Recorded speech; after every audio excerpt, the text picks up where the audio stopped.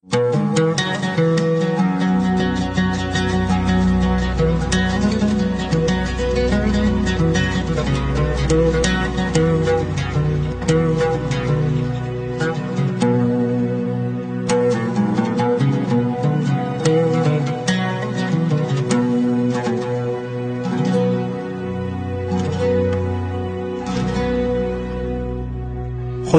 اگر جز تو با دیگری خوب گرفتم، خدایا اگر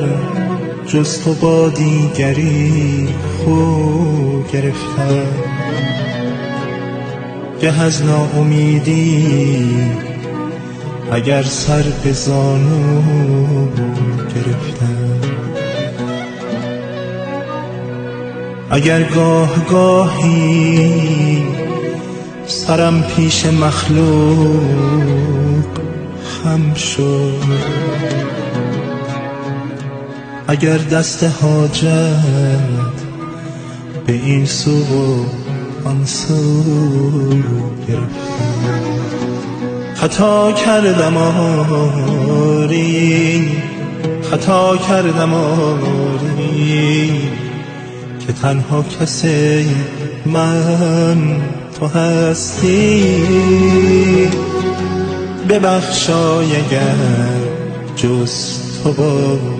دیگری خوب گرفتم، ببخشای اگر جز تو با دیگری خوب گرفتم.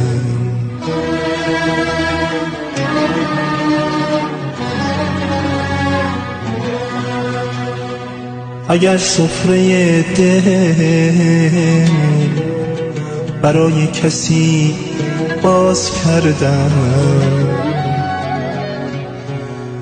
سر سفرت بودم و لقمه از او گرفتم، من این کشتی خسته با بادبان شکسته، من این کشتی خسته با بادبان شکسته، اگر بر لب ساحلی جز تو پهلو گرفتم، خطا کردم آری، خطا کردم آری که تنها کسی